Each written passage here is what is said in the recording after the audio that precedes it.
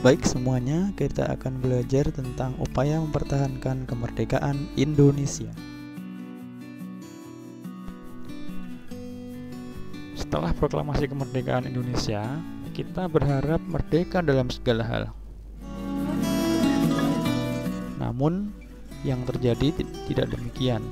Justru bangsa asing pun kembali datang ke Indonesia untuk menguasainya kembali. Perjuangan pun berlanjut dan tidak lagi bersifat kedaerahan. Nah, pertempuran apa saja yang terjadi untuk mempertahankan kemerdekaan Indonesia? Yang pertama ada pertempuran Medan Area. Perhatikan gambar di sebelah kiri. Pertempuran ini terjadi di Medan, Sumatera Utara. Penyebab utamanya Sekutu dan Belanda ingin mengambil alih kekuasaan di kota Medan. Seketika masyarakat sekitar langsung melakukan perlawanan. Pasukan Sekutu diboncengi oleh Belanda dan Nica di bawah pimpinan Brigadir Jenderal T.E.D. Kelly mendarat di Medan tanggal 9 Oktober 1945. Sekutu memasang papan yang bertuliskan Fixed Boundaries Medan Area atau batas resmi wilayah Medan di berbagai pinggiran kota Medan untuk menghadang dan membatasi gerak para pemuda setempat. Sejak saat itulah pertempuran ini dikenal dengan nama Medan Area. Yang kedua, pertempuran Ambarawa. Tentara Sekutu mendarat di Semarang tanggal 20 Oktober tahun 45. Tujuannya untuk mengurus tawanan perang dan tentara Jepang di Jawa Tengah. Hal ini pun menimbulkan kemarahan pihak Indonesia.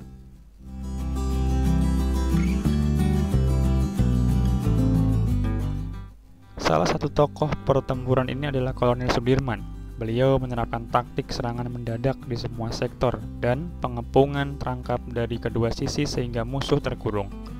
Tanggal 15 Desember tahun 45, pertempuran ini berakhir. Dan untuk memperingati hari bersejarah itu, setiap tanggal 15 Desember diperingati sebagai Hari Infanteri. Dan juga untuk mengenang pertempuran tersebut didirikan Monumen Pelagan Ambarawa. Seperti di gambar ya. Nah, yang ketiga, Bandung Lautan Api. Pada bulan Oktober tahun 45, tentara Sekutu masuk ke kota Bandung. Ketika itu, para pejuang Bandung sedang melaksanakan pemindahan kekuasaan dan merebut senjata dan peralatan dari tentara Jepang. Pasukan Sekutu tiba di Bandung dengan membawa Nica atau organisasi militer Belanda. Akibatnya, pertempuran pun tak terhindarkan.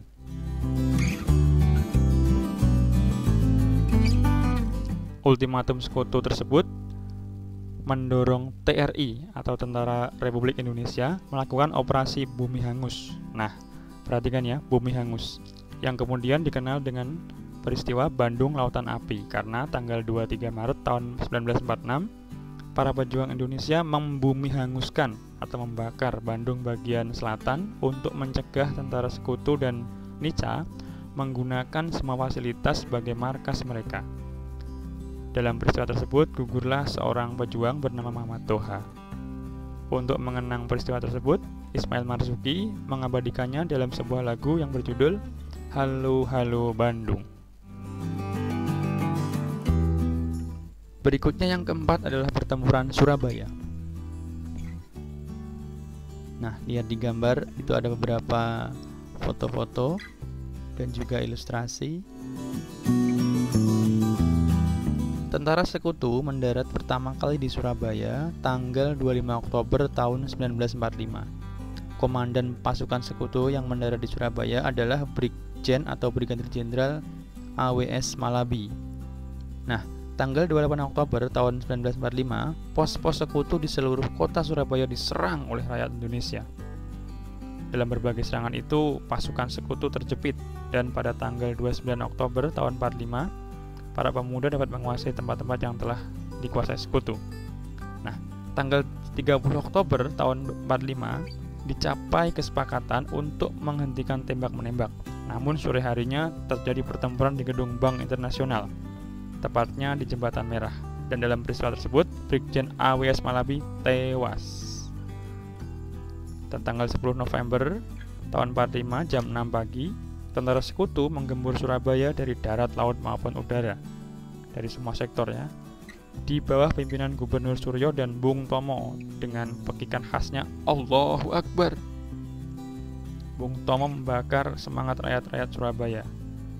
Nah, untuk memperingati kepahlawanan rakyat Surabaya tersebut, pemerintah menetapkan tanggal 10 November sebagai Hari Pahlawan. Berikutnya yang kelima, pertempuran 5 Hari Semarang. Pertempuran ini terjadi pada tanggal 15 sampai 19 Oktober tahun 45. Kurang lebih 2000 pasukan Jepang berhadapan dengan tentara keamanan rakyat dan para pemuda. Peristiwa ini memakan banyak korban dari kedua belah pihak. Dr. Karyadi menjadi salah satu korban sehingga namanya diabadikan menjadi nama salah satu rumah sakit di kota Semarang sampai sekarang. Nah, dan untuk memperingati peristiwa tersebut, maka pemerintah membangun sebuah tugu yang diberi nama Tugu Muda. Letaknya di kota Semarang, seperti yang ada pada gambar di bawah, Tugu Muda. Nah, perlu kita ingat bahwa pertempuran yang telah kita bahas tadi hanyalah sebagian dari pertempuran yang terjadi. Masih banyak pertempuran mempertahankan kemerdekaan yang terjadi di tempat-tempat lain, bahkan mungkin di sekitar kita. Oleh karena itu, sebagai seorang generasi penerus bangsa, kita harus menghargai jasa para pahlawan, baik yang tertulis maupun yang tidak tertulis dalam sejarah, dengan cara melanjutkan perjuangannya membangun bangsa Indonesia tercinta sesuai bidang kita masing-masing.